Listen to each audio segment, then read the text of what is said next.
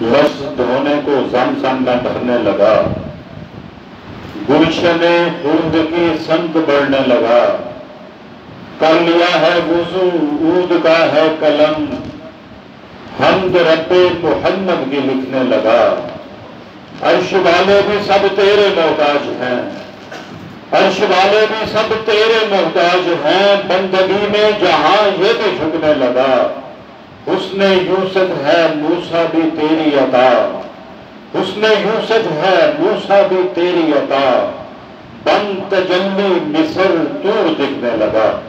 قبلہ سامعین محترم، توحید کے حوالے سے جناب قبلہ حضرت علامہ مولانا عبد المالک صاحب خطاب فرما رہے تھے، اور یہ قطعی حقیقت ہے کہ آپ دائیں بائیں نظر اڑائیں، کوئی بھی عقل مند باشعور انسان چاہے وہ دریا کے قطروں کو دیکھے، صحرا کے ذروں پہ نظر اڑائے، آپ نباتات کے پتوں پہ نظر اڑا لیں، کرۂ ارض کے چپے چپے پہ نظر اڑا لیں، ہر چیز سے توحید چھلکتی ہوئی نظر آتی ہے۔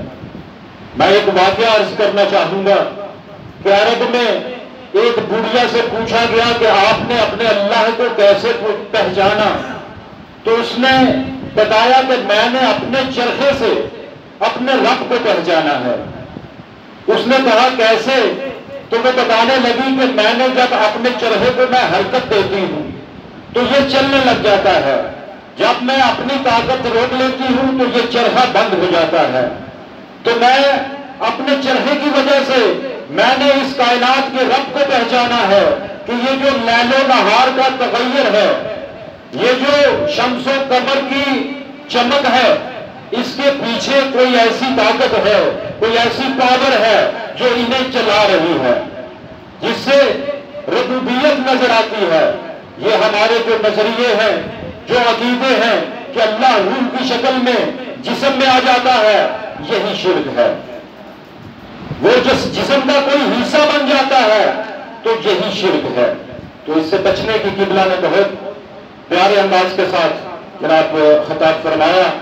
اب میں جناب آج جس جگہ پہ ہم تشریف فرما ہیں، قبلہ مفسر قرآن جناب قبلہ جناب مرحوم علامہ عبد الکریم اثری صاحب کے حوالے سے چند ایک الفاظ آپ کے سامنے گوش گزار کرنے کی جسارت کر رہا ہوں کہ انہوں نے تحقیق و تالیف کا مرکز جو ہے ٹھٹہ عالیہ کو بنایا، ایک بہت بڑی لائبریری کا انعقاد کیا اور کئی سینکڑوں کتابوں کی تالیف فرمائی اور تفسیر لکھی، مفسر قرآن تھے، تفسیر عروۃ الوثقیٰ کے نام سے۔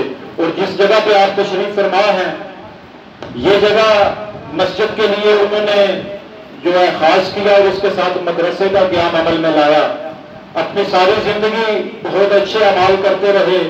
اللہ سے دعا ہے کہ اللہ تعالیٰ ان کی قبر کو تا حد نظر وسیع فرمائے۔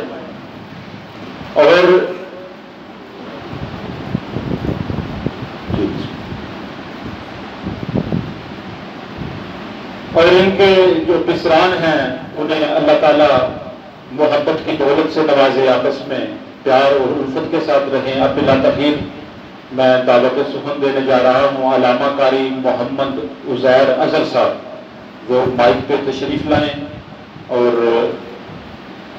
قربانی کے حوالے سے اور مناسک حج کے حوالے سے اپنے خیالات کا اظہار کریں۔ جناب